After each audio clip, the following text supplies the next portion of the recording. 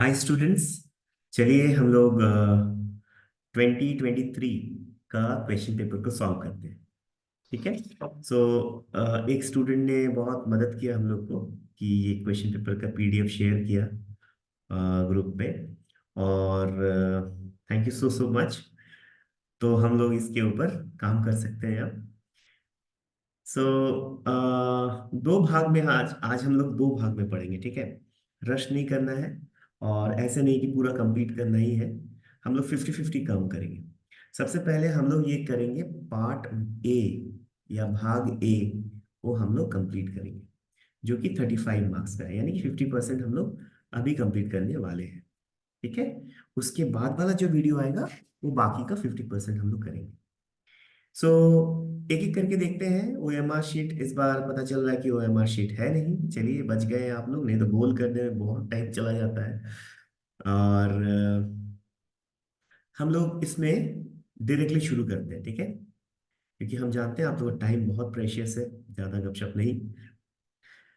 So let's start. So we can see this is question number A. Question number A सबको पता होगा, C plus plus क्या है? एक हाई लेवल लैंग्वेज है, राइट? इंग्लिश लैंग्वेज नहीं है, असेंबली लैंग्वेज नहीं है, ये हाई लेवल लैंग्वेज है।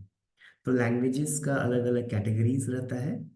तो हाई लेवल क्यों? क्योंकि ये इसमें प्रोग्राम करना आसान रहता है। मतलब जितना भी लेवल हायर लेवल होते रहेगा उतना प्रोग्रामर्स के लिए प्रोग्राम करना आसान होते जाएगा। ठीक है।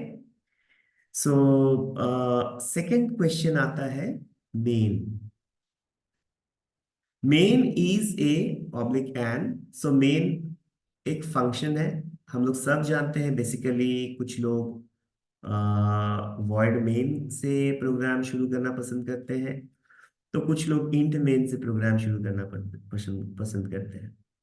तो मेन जो है बेसिकली एक फंक्शन है जो कि बहुत ही इंपॉर्टेंट फंक्शन है। अगर मेन नहीं रहेगा तो पता ही नहीं चलेगा प्रोग्राम का शुरुआत कहाँ से होगा।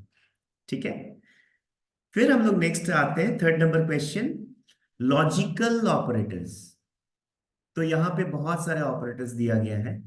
ये जो ऑपरेटर दिख रहा है पहले में, ये अरिथमेटिक ऑपरेटर है, प्लस माइनस मल्टीप्लाई डिवाइड। और ये है मॉड्यूलस। ये मॉड्यूलस ऑपरेटर क्या है थोड़ा सा हम बता दें आप लोग को। इसको हम लोग रिमाइंडर ऑपरेटर भी कहते हैं। ओके, रिमाइंडर ऑपरेटर भी कहते हैं। So what is reminder? जो कि शेष बचता है।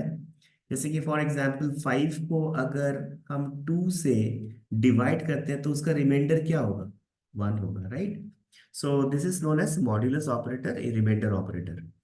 और उसके बाद जो भी ऑपरेटर्स हैं, जैसे कि ये ऑपरेटर, राइट? तो ये एंड है, ये और ये नॉट है। तो आप ऐसे सोचेंगे ना, logic gates, logic gate and और नॉट, राइट? तो ये ऑपरेटर आ गया आपका लॉजिकल ऑपरेटर। तो हम लोग इसको टिक करेंगे सेकंड नंबर को। अब एक और ऑपरेटर यहां दिख रहा है। ठीक है। So this is known as conditional operator. Okay, इसको हम लोग कंडीशनल ऑपरेटर कहते हैं, और कई कई जगह उसका टर्नरी ऑपरेटर भी कहते हैं। ओके। सो ये कंडीशनल या टर्नरी ऑपरेटर क्यों कहते हैं ये भी हम लोग को पता होना चाहिए, क्योंकि क्वेश्चन ऐसा नहीं है कि लॉजिकल ऑपरेटर से ही आएगा, वो कहीं से भी क्वेश्चन आ सकता है, राइट? सो कंडीशन ऑपरेटर कंडीशंस बताता है। तो एक टेस्ट कंडीशन होगा क्वेश्चन मार्क। अगर वो ट्रू होगा तो पहला वाला स्टेटमेंट यहां पे रहेगा और सेकेंड वाला यहां। जैसे कि मान लेते हैं 10 इज ग्रेटर देन 5। क्या ये ट्रू है? हाँ ये ट्रू है। तो हम लिखेंगे maybe C out, first one is greater, नहीं तो C out second one is greater, right? इस तरह का है, थोड़ा बेसिक लेवल का ही क्वेश्चंस आएगा, ऐसा नहीं कि प्रोग्रामिंग करने आएगा। सो this is ternary operator. So next हम लोग आगे बढ़ते हैं। वॉइड। वॉइड का मतलब होता है खाली या एम्प्टी। ओके, वॉइड का मतलब होता है एम्प्टी या खाली। अब ये वॉइड डेटा टाइप क्या है? अब खाली डेटा टाइप क्या होगा? खाली डेटा टाइप ऐसा है जिसमें कि कोई डेटा नहीं है। स्पेशली हम लोग रिटर्न टाइप में करते हैं, जैसे कि मान लेते हैं वॉइड मेन। या वॉइड ऐड। तो ये जो है ना, ये एक डेटा टाइप बता रहा है। तो रिटर्न टाइप मतलब हमको वापस कुछ नहीं चाहिए। कुछ कुछ फंक्शंस ऐसे होते हैं जैसे वॉइड मेन, तो वो चाहता है हमको कुछ नहीं चाहिए, बस आप अपना मेरा काम कर दें। कई बार होता है ना कि हम लोग मान लेते कहीं गए, वहां से कुछ सपोज सपोज आपकी मम्मी आपको सब्जी लेने भेजे, आपको कुछ नहीं मिला, तो return type is zero, right. So उस तरह का चीज होता है हमारा void. Okay, so void main हो गया। Void is what now, void data type is a empty data type. Okay, now next comes here CIN, C out, C error. So what is this? So CIN का full form basically होता है console input. ठीक है, ये input का काम में हम लोग यूज करते हैं। सी आउट जो होता है वही है कॉन्सोल आउटपुट, यानी कि आउटपुट कुछ डिस्प्ले करना है तो हम लोग करते हैं। और सी एर का मतलब होता है ये कॉन्सोल एरर। देखा जाए तो ये कुछ एरर मैसेज आपके स्क्रीन पे जो दिखाता है, ये सब चीज है जो कि बहुत इंपॉर्टेंट है, राइट। नाउ ये तीनों जो है ना, ये तीनों ऑब्जेक्ट्स हैं। ओके, याद रखिएगा, ये कोई ऑपरेटर, कोई फंक्शन और कुछ नहीं है, ये तीनों ऑब्जेक्ट्स है। ओके, और इन सब का फुल फॉर्म भी थोड़ा थोड़ा ध्यान रखिएगा।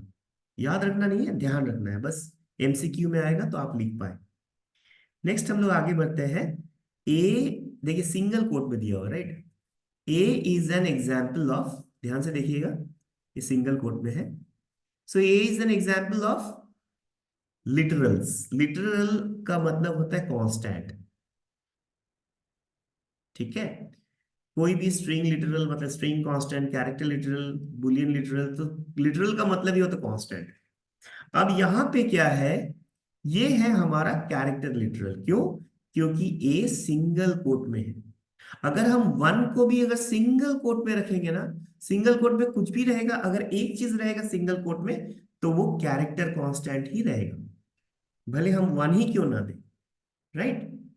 अब अगर यही ये डबल कोट में रहेगा, तो उसको हम लोग कहेंगे string constant, string constant. Okay, so ध्यान रखना है कि ये क्या है।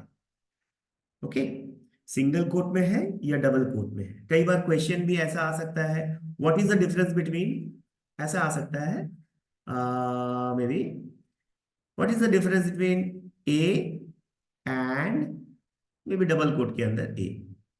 Okay, then you have to right, single quote के अंदर ए को आपको बोलना पड़ेगा इट्स अ कैरेक्टर कांस्टेंट, और डबल कोट के अंदर ए को बोलना पड़ेगा इट्स अ स्ट्रिंग कांस्टेंट।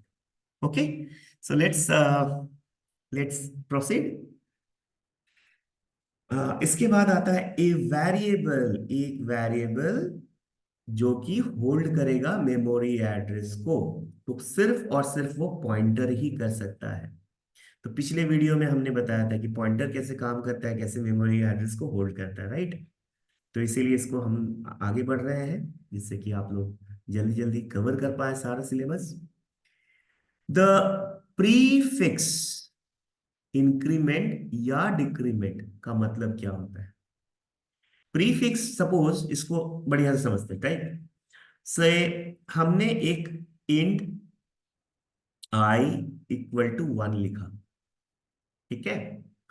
अब अगर हम आई प्लस प्लस कर रहे हैं, तो आई का वैल्यू क्या हो जाएगा, I equal to I plus 1, मतलब एक बढ़ जाएगा, राइट। इसको हम लोग इंक्रीमेंट कहते हैं। इसी तरह का डिक्रीमेंट होता है, आई माइनस माइनस करेंगे तो। अब अब एक छोटा सा कंसेप्ट समझिए, जैसे कि हम डिस्प्ले कर रहे हैं आई को, ठीक। तो ये कहाँ क्या दिखेगा, 1 दिखेगा। समझ में तो आ ही रहा है क्योंकि आई का वैल्यू यहाँ 1 है। और फिर यही डिस्प्ले अगर करेंगे C out I plus plus, right, यही चीज हम लिखे C out I plus plus, तो आपको ये लगेगा कि आई का वैल्यू मतलब डिस्प्ले होना चाहिए 2, लेकिन 2 नहीं होगा। क्यों? क्योंकि ये पोस्ट फिक्स है। पोस्ट फिक्स का मतलब है होता है क्या, टर्मिनेटर के बाद वो अपना वैल्यूज को बढ़ाएगा, राइट। तो यहाँ पे आई का वैल्यू अभी भी यही है, इसके बाद अगर हम सी आउट करेंगे, सी आउट आई, तब यहाँ आई का वैल्यू 2 हो जाएगा।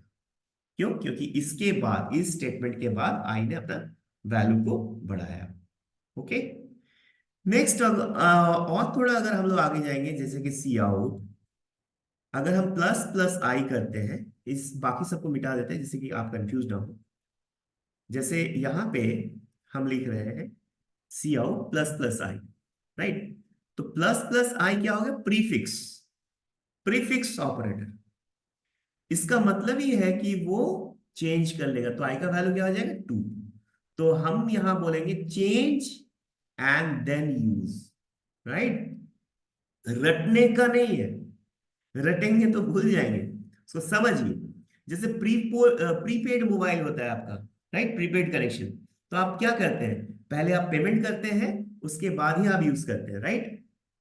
तो उसी तरह प्री इंक्रीमेंट या प्री डिक्रीमेंट, पहले ही वो काम करेगा, उसके बाद ही आप यूज कर पाएंगे, राइट? जैसे पहले ही वो कुछ ना कुछ चेंज करेगा और उसके बाद ही आप यूज करेंगे।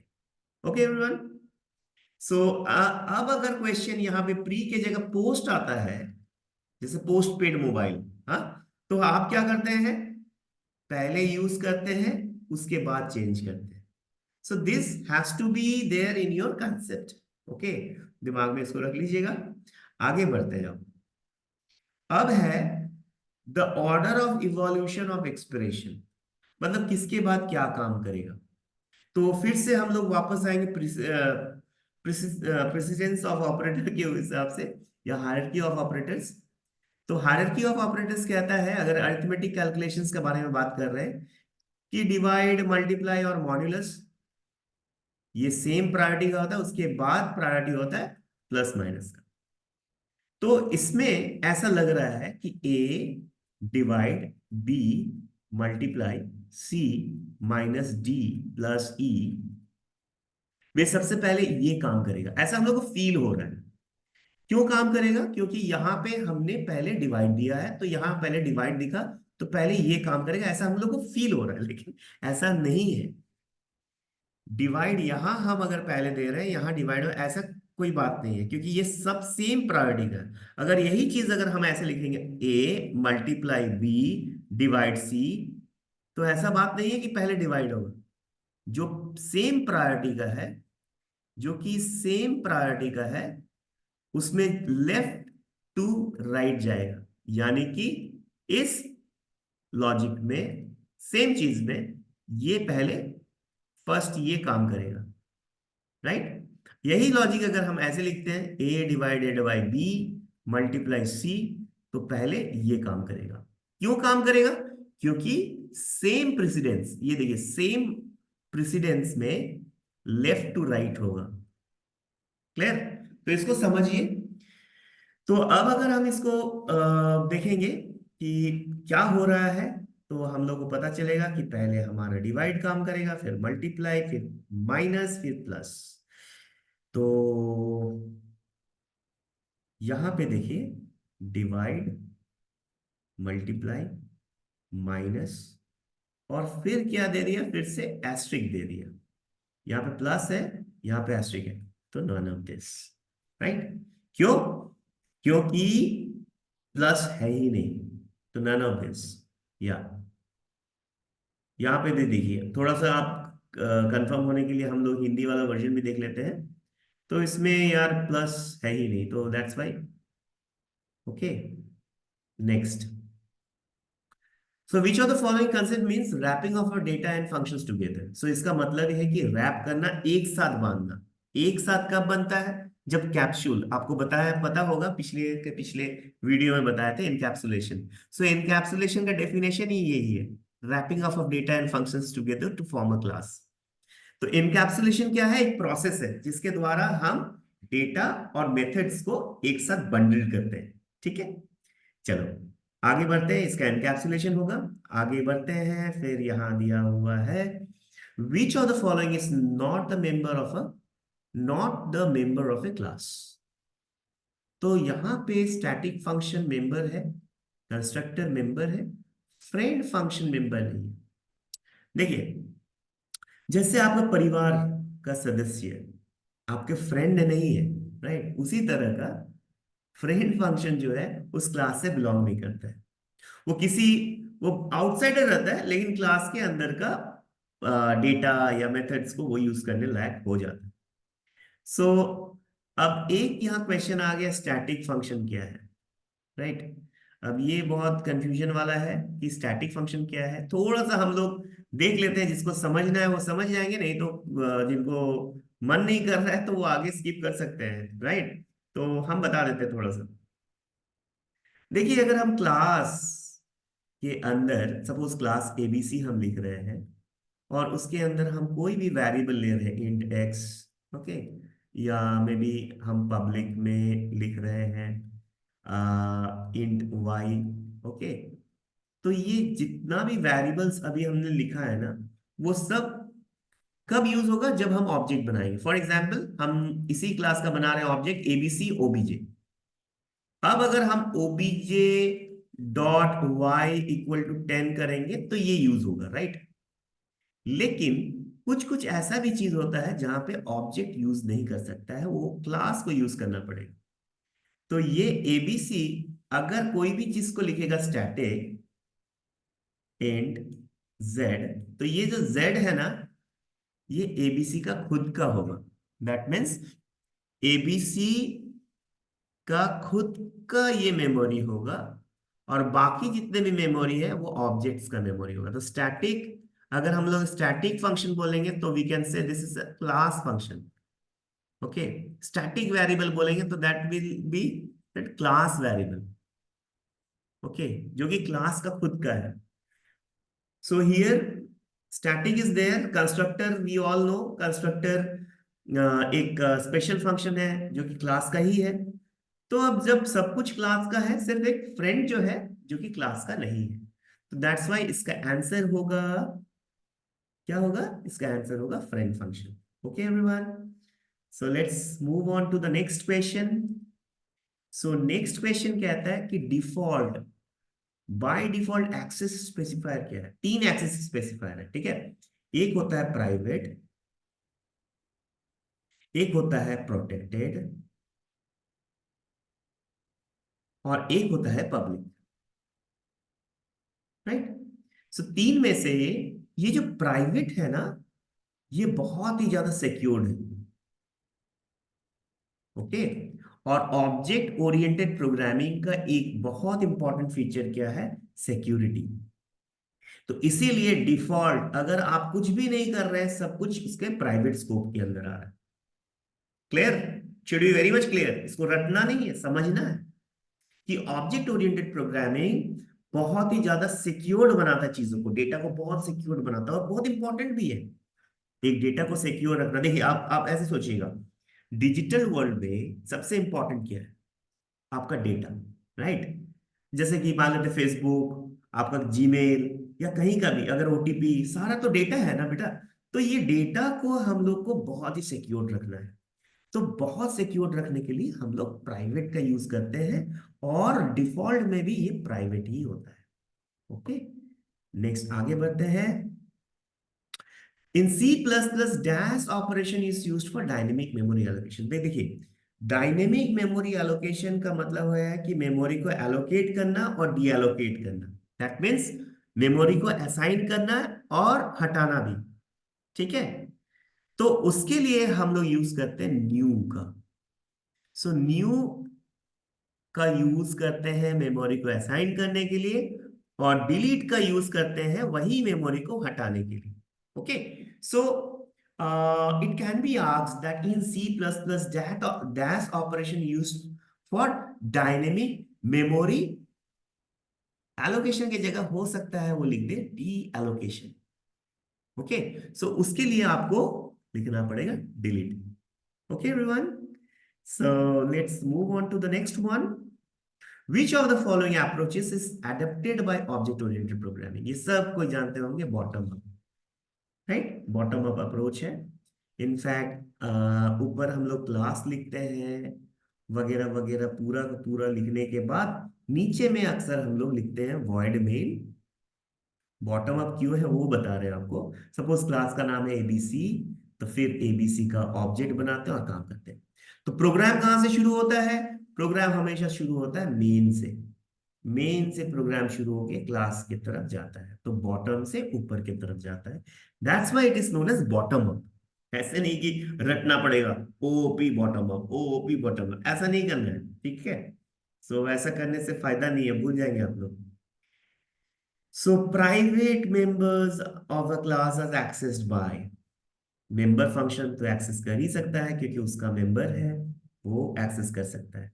और फ्रेंड फंक्शन है, बहुत खतरनाक ना। सो फ्रेंड फंक्शन उस क्लास से बिलोंग नहीं करता है, जो कि हम पहले पिछले एक दो क्वेश्चन के में बताएं आपको।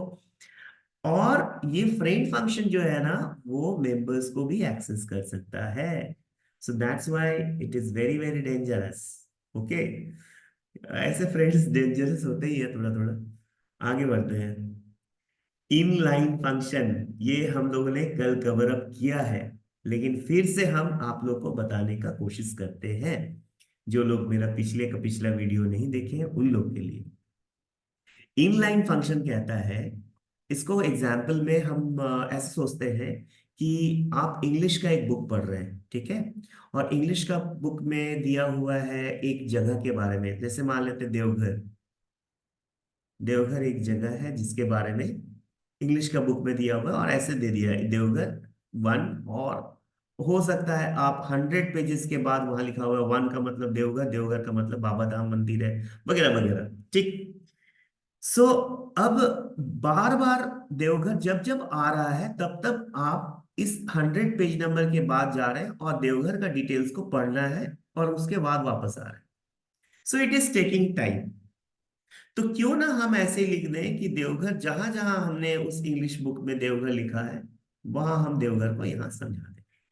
तो this is known as inline. कई कई बार आप देखते हैं ना, कोई भी वर्ड मीनिंग समझ में नहीं आ रहा, वर्ड मीनिंग उसके बगल में दिया रहता है, that is in line. In line के लिए क्या है, हमको जाना नहीं पड़ रहा है, आना नहीं पड़ रहा है, राइट। जैसे मान लेते हैं बुक के पीछे में उसका वर्ड मीनिंग दिया हुआ है, तो हमको उतना बुक का पीछे साइड नहीं जाना है, वर्ड मीनिंग देख के वापस फिर से उस पेज में आना, इतना टफ नहीं करना है। हम लोग इसको सिंपल कर सकते हैं क्या, कि जहां पे हमको एक टफ कुछ मिल रहा है वहीं पे उसका मीनिंग रख लो।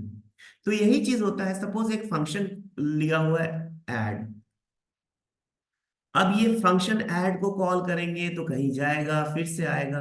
सो बेटर क्या होगा कि ऐड फंक्शन में जो जो काम होगा वहीं पे कोड को अटैच कर दिया जाए। सो this is what is in inline function. तो इनलाइन फंक्शन लिखने के लिए प्रीफिक्स करना पड़ता है, अक्सर प्रीफिक्स करना पड़ता है इनलाइन से। जैसे आपको कोई फंक्शन को इनलाइन बनाना है, फॉर एग्जांपल वॉइड ऐड को आपको इनलाइन बनाना है, राइट। तो आपको उसके शुरू में इनलाइन लिखना पड़ सकता है। दूसरा है सेव एग्जीक्यूशन टाइम। सिंपल सी बात है, आप ऐसे सोचिए, चलो आपके पास एक बुक है, आप उस बुक में जब जब एक एक टफ टफ वर्ड आ रहा है तो आप डिक्शनरी उठा रहे हैं, फिर पढ़ रहे हैं, फिर समझ रहे हैं, फिर वापस आ रहे हैं। तो इट इज टेकिंग टाइम ना। आप पढ़ रहे थे, उसको छोड़ के डिक्शनरी उठाए, फिर देखे, पढ़े, फिर वापस आए। So it is always taking time. तो उसको कैसे सॉल्व करेंगे, कि जहां पे भी टफ शब्द है उसी के बगल में ब्रैकेट में लिखा हुआ उसका मीनिंग, बेस्ट बेस्ट है ना। तो वो क्या करेगा, हमारा टाइम को सेव करेगा। और हमेशा वो अवेलेबल है उस कॉलिंग फंक्शन के साथ, यानी कि उस शब्द के साथ उसका मीनिंग हमेशा दिया हुआ है। So all these are true. So inline function is prefixed with keyword inline, saves execution time, available with calling function. So all of this correct। चलो अब आगे बढ़ते हैं। destructor, destructor has the same name as the constructor, and it is preceded by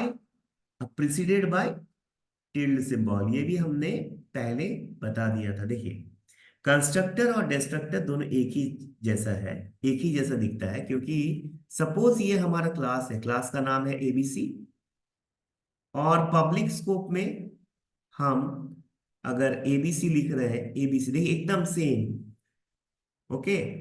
तो ये हमारा हो गया कंस्ट्रक्टर। तो डिस्ट्रक्टर का भी नाम वही होता है, इसी के जैसा। तो पता कैसे चले यार कि कौन सा कंस्ट्रक्टर कौन सा डिस्ट्रक्टर है? बस जो डिस्ट्रक्टर है उसके सामने में एक टिल्ड सिंबल रहता है। ओके, तो that is preceded with tilde symbol, so that's why it is being written here now. It's very very interesting। 18 number बहुत इंटरेस्टिंग है। कहता है when a class contains object of other class type as its member then it is called। तो चलो हिंदी में समझाते हैं। जब कोई क्लास के अंदर किसी और क्लास का ऑब्जेक्ट रहता है, ठीक है, तो उसको हम क्या कहते हैं? तो देखिए, कई बार ऐसा होता है, कोई कोई लिखता है इनहेरिटेंस हो गया। नहीं, इनहेरिटेंस नहीं हुआ। सपोज ये हमारा एक क्लास है, क्लास का नाम है ए, और ये हमारा एक क्लास है, क्लास का नाम है बी। अब ए का ऑब्जेक्ट अगर इसमें डालते हैं, जैसे हम लिखेंगे ए ओ बी जे, ए का ऑब्जेक्ट बी के अंदर अगर बना रहे हैं, तो ये इनहेरिटेंस नहीं है। इसको हम लोग कहेंगे कंटेनरशिप। कंटेन कर रहा है, we are containing an object of a different class inside a different class. So this containership में कंटेन हो रहा है, राइट। इनहेरिटेंस में क्या होता है? प्रॉपर्टीज को शेयर किया जाता है। जैसे अगर हम बोलेंगे ए में एक फंक्शन, दो फंक्शन है, अब बी बना, तो बी में जो ये एक सेकेंड, बी में ये जो दो फंक्शन है वो इसके अंदर आ गया ऑलरेडी, राइट। सो इसको कंटेनरशिप नहीं कहते, इसको इनहेरिटेंस कहते हैं। So what is inheritance? Acquiring the properties of a base class. Over here A is a base class, so we are acquiring the properties of a base class to a derived class is known as inheritance. But what is containership? Containership says that an object of a class, जैसे कि यहाँ पे class A का जो object है, is kept inside B or another class, sorry. So if an object of a class is kept inside the object inside the other class is known as container ship, right. Clear है कि नहीं? आप लोग हमको text कर सकते हैं। अगर नहीं क्लियर है तो हम दोबारा समझा सकते हैं। बस इतना याद रखिए कि यहाँ पे प्रॉपर्टीज शेयर नहीं हो रहा है, ऑब्जेक्ट को किसी दूसरे क्लास में डाला जा रहा है। नेक्स्ट है multi level data structure. So multi level data structure, तो डेटा स्ट्रक्चर अगर देखेंगे तो बेसिकली डेटा स्ट्रक्चर जो है वो दो भाग में तोड़ा जाता है स्ट्रक्चर्ड वे में, एक लीनियर और एक नॉन लीनियर। लीनियर का मतलब लाइन में। तो इसको ऐसे समझते हैं, स्टैक। स्टैक का डायग्राम कुछ ऐसे होता है, भले लाइन ऊपर की तरफ जा रहा है लेकिन लाइन तो है, मतलब एक सीध में जा रहा है या, ठीक है। तो this is known as linear. Q भी लीनियर लग रहा है, लेकिन यहां पे एक जो है वो लीनियर नहीं है, एक लाइन में नहीं है। सो दैट इज नॉन लीनियर, और उसका अलग अलग, जैसे ये एक ट्री बन रहा है, right. So this is one tree. ये थोड़ा उल्टा ट्री है क्योंकि रूट ऊपर की तरफ है, ठीक है। ट्री थोड़ा, यू नो, ट्री कुछ ऐसा हो गया tree, this is root. Okay, so anyway, बहुत इंटरेस्टिंग है ये सब। अब ये ट्री में अलग अलग लेवल्स है। कैसे लेवल है? इस रूट को हम लोग कहेंगे जीरो लेवल। ओके, ये हो गया हमारा वन लेवल, ये हो गया हमारा टू लेवल। तो यहां मल्टी लेवल का बात कर रहा है, तो इस तरह का लेवल सिर्फ और सिर्फ ट्री में हो सकता है, right. So tree is the correct answer. Now Q, line में खड़े हो जाओ ठीक है, क्यू में खड़े हो जाओ। सो दिस इज क्यू, यहाँ पे खड़ा है सब, इधर इधर इधर। थोड़ा ड्राइंग थोड़ा गड़बड़ हो गया, डोंट वरी, समझ में आ जाएगा। हाँ, ये तीन लोग खड़े हैं, तो जो पहले आया है ये, उसको पहले सर्व किया जाएगा। किसको? जो पहले आया है। तो फर्स्ट कम होगा, उसको पहले सर्व करके फिर उसको बाहर निकाला जाएगा। That is first in first out. Okay, so that is known as FIFO. Okay, आगे बढ़ते हैं। तो फीफो पहला नंबर ऑप्शन फीफो हो गया। Now an insertion in a stack is called push, ठीक है। ये स्टैक है, इसमें जब डेटा डालते हैं ना, उसको हम लोग पुश कहते हैं। ठीक है। क्वेश्चन में ये आ सकता है insertion in a Q is called, ये क्यू हो गया। उसमें जब कोई इंसर्शन कहते हैं उसको हम लोग एन क्यू कहते हैं, एन क्यू। तो लेकिन ये किसमें है, ये क्यू में है। ओके, क्यू में इनपुट हो रहा है, एंटर कर रहा है, तो उसको हम लोग एन क्यू कहते हैं। ओके, तो यहां इंसर्शन का बात हुआ। अगर डिलीशन का बात होता तो पॉप। ठीक है, स्टैक का डिलीशन का मतलब होता है पॉप, और क्यू का डिलीशन का मतलब होता है डीक्यू। ओके, चलो आगे बढ़ते हैं। Base class, base class, normal class, abnormal class, child, ये चाइल्ड क्लास के जैसा सुने हैं, है ना? Parent class, child class. लेकिन नॉर्मल क्लास और एबनॉर्मल क्लास नाम का कोई क्लास होता नहीं। So that's why it will be none of this. ठीक है, सो नॉर्मल क्लास नाम का कोई डेफिनेशन नहीं है। ओके, सो बेस क्लास क्या है, नन ऑफ दिस। और अब ये देखिए, देखिए इफ अ क्लास एक्स, ध्यान से समझते हैं क्योंकि क्वेश्चन समझना बहुत इंपॉर्टेंट है, right? So say here class X inherits from Y. एक क्लास एक्स है, ये किससे निकला है, वाई से। Then Y is called dash of X. Y क्या है, पेरेंट। पेरेंट का दूसरा नाम super, super class, right? Clear है? तो इसको ना, जब भी एग्जाम में क्वेश्चन आएगा, देखिए ये सब बहुत इंपॉर्टेंट है। 35 में 35 सबको आ सकता है। क्वेश्चन को एक से ज्यादा बार पढ़िए। ठीक है, हमेशा आप ज्यादा ओवर कॉन्फिडेंट ना हो जाए, हमेशा पढ़िए, देखिए हो जाएगा।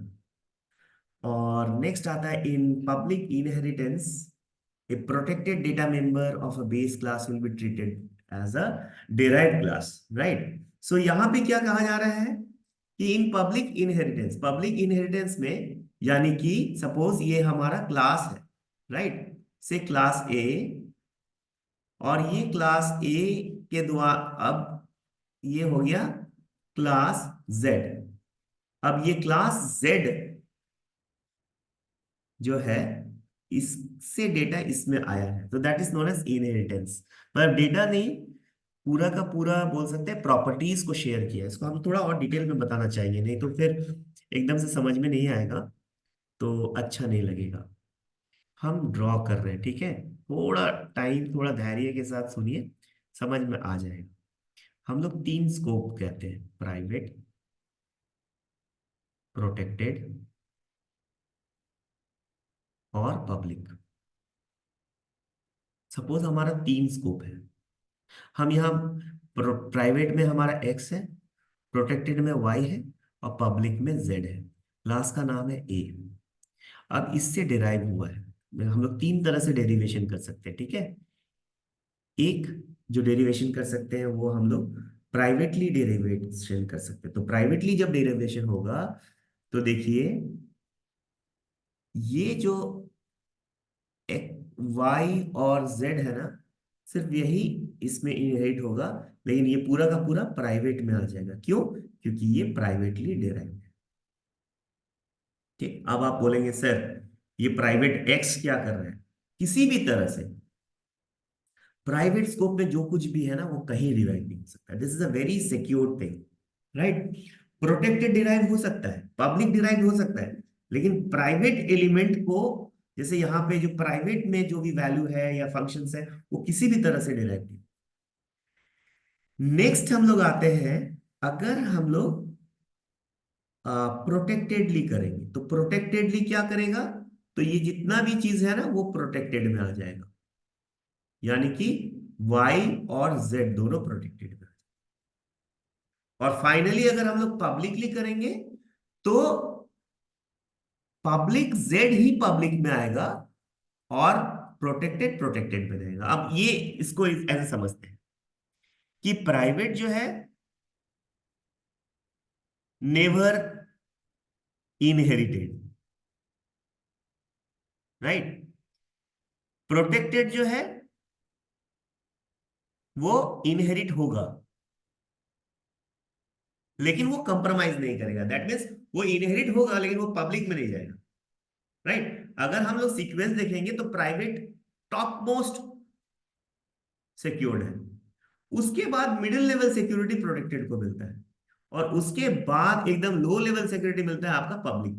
तो नेचुरली प्राइवेट जो है वो कहीं इनहेरिट नहीं होगा, प्रोटेक्टेड इनहेरिट होगा, लेकिन पब्लिक कभी नहीं बनेगा।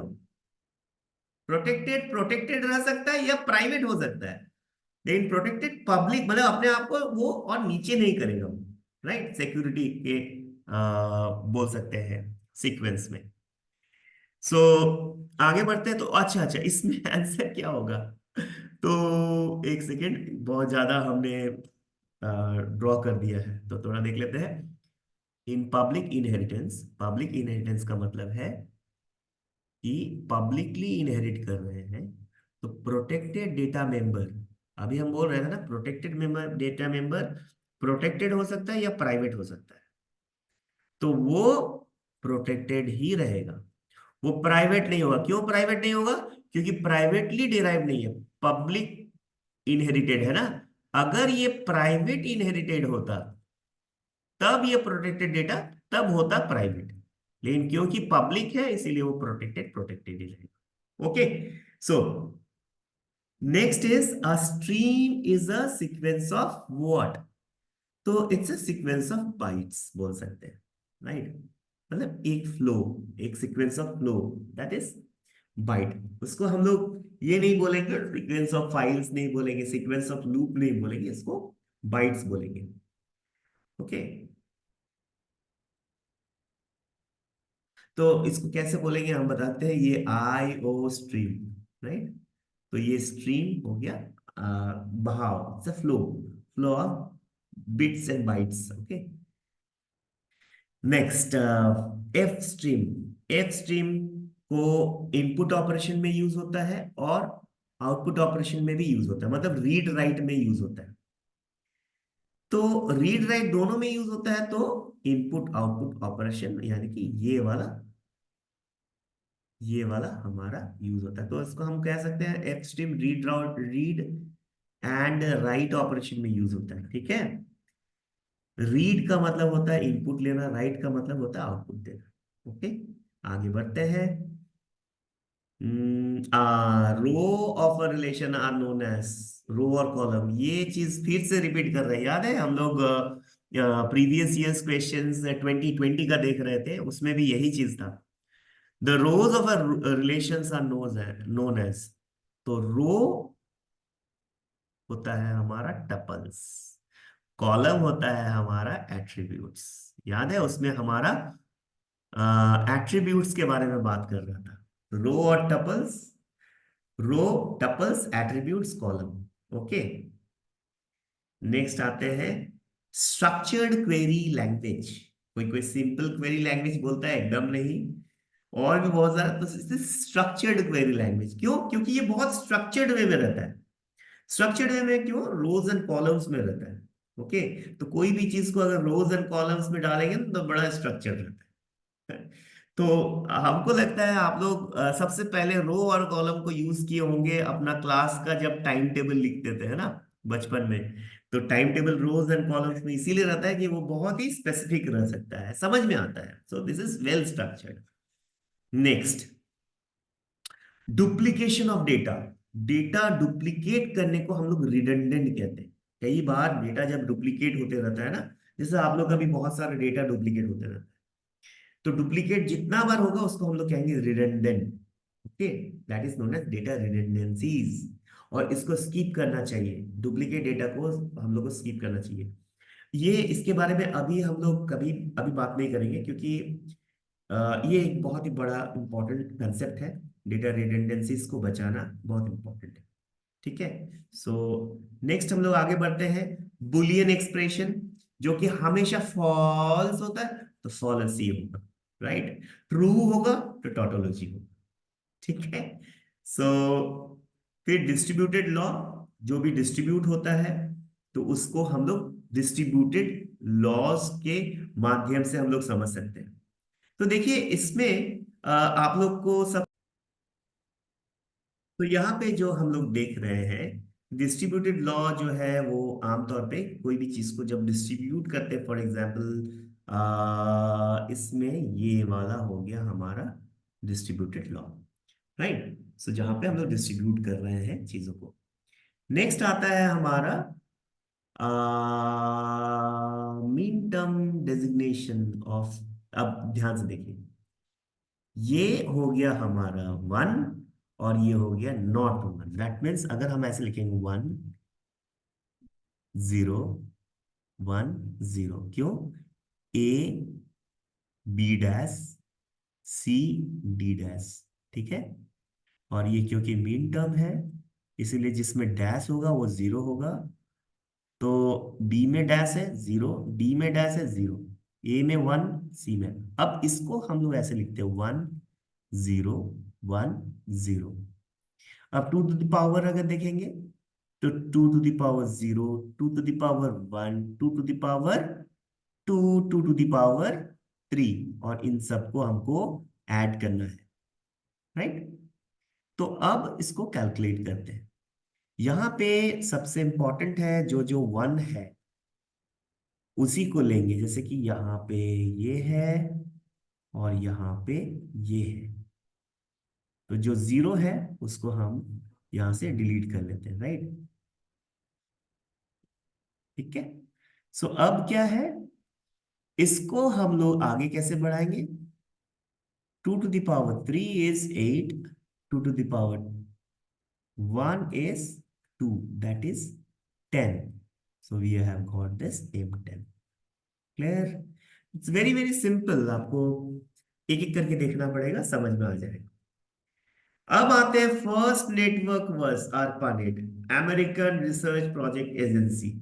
ये आमतौर पे डिपार्टमेंट ऑफ डिफेंस 1960s में बनाया था, जब वर्ल्ड वॉर में बहुत सारा प्रॉब्लम आया था उससे ओवरकम करने के लिए। फिर ये ARPANET धीरे धीरे इंटरनेट में कन्वर्ट हो गया, राइट। तो अमेरिकन रिसर्च प्रोजेक्ट एजेंसी नाम का एक एजेंसी था जो कि नेटवर्क को बनाया था, इसीलिए इसका नाम पहले ARPANET पड़ा। ठीक है, नेक्स्ट आगे बढ़ते हैं। प्रोटोकॉल, अच्छा, the pattern of interconnectedness of nodes in a network is called. देखिए किस तरह से नोड्स सब कनेक्टेड है एक दूसरे से, उसको हम लोग टॉपोलॉजीज कहते हैं। ठीक है, जैसे कंप्यूटर्स कैसे कैसे कनेक्टेड है, सपोज ये, ठीक है, इसको हम लोग स्टार टॉपोलॉजी कहेंगे, या तो फिर मे बी इस तरह से जो कनेक्टेड है रिंग के जैसा, तो उसको रिंग टॉपोलॉजीज कहेंगे। तो सॉरी, हाँ, तो यहाँ पे है क्या कि इंटरकनेक्टेडनेस, किस तरह से वो फिजिकली कनेक्टेड है, उसको हम लोग टॉपोलॉजीज कहेंगे। आगे बढ़ते हैं। XML is extensive markup language. आमतौर पे अभी XML का बहुत ज्यादा यूज हो रहा है, बहुत सारे फ्रेमवर्क्स हैं जिसमें XML का यूजेस होता है। सो फिलहाल हम लोग ने 35 मार्क्स का हम लोग MCQ कर लिए हैं। इसको ठीक से पढ़िए, समझिए डिटेल में, और उम्मीद करते हैं कि आप लोग को समझ में आ जाएगा। अब क्या है कि इसका जो थ्योरी पोर्शन है, इसके बाद वाला वीडियो में इसका थ्योरी पोर्शन आने वाला है। ठीक है, सो दिस वन जो इसमें की थ्योरी पोर्शन है। चलिए, तब तक आप लोग इसको रिवाइज करिए। Thank you so much. अपना एकदम ध्यान रखिए और हेल्थ का भी ध्यान रखिए, क्योंकि हेल्थ अच्छा रहेगा तो एग्जाम अच्छा से जाएगा। ठीक है, चलो, thank you so much, bye.